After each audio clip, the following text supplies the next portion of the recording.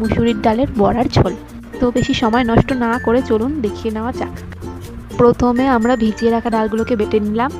তরকারির জন্য আমাদের আলু, টমেটো, জিরা, আদা বাটা আর কাঁচা লঙ্কা লাগছে। ডালটাকে আমরা নুন, হলুদ আর কাঁচা লঙ্কা দিয়ে ভালোভাবে মেখে নেব।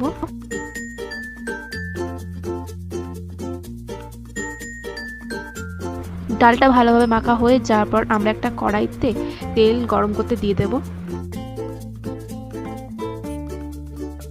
তেলটা গরম হওয়ার পর আমরা এক এক করে বড়াগুলোকে ভাজার জন্য দিয়ে দেব। বড়াগুলি যখন লাল লাল ভাজা হয়ে যাবে আমরা তখন একটা পাত্রে তুলে নেব।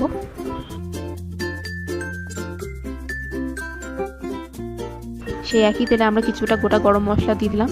তারপর দিয়ে দেবো আমরা গোটা জিরে, দিয়ে দিলাম তেজপাতা। এবার এগুলো ভাজা ভাজা হয়ে যাওয়ার পর আমরা এক এক করে আলুগুলোকে দিয়ে দেবো।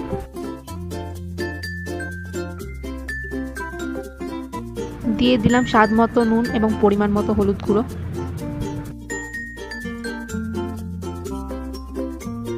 আলুটা কিছুক্ষণ ভাজা ভাজা হয়ে গেলে আমরা দিয়ে দেবো কেটে রাখা টমেটো।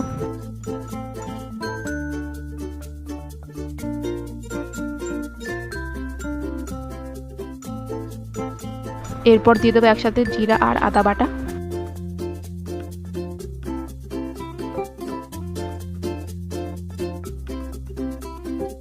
দিয়ে দেবো শুকনো লঙ্কার গুঁড়ো।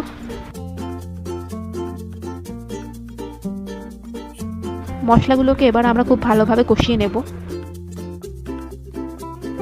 কষানো হয়ে গেছে, এবার দিয়ে দেবো আমরা পরিমাণ মতো জল।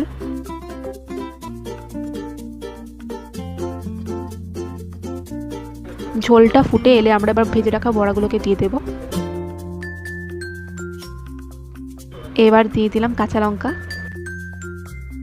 এবার আর বেশিক্ষণ রাখবো না, আমাদের বড়ার ঝোল রেডি হয়ে গেছে। এবার গ্যাসটাকে নিভিয়ে দেবো।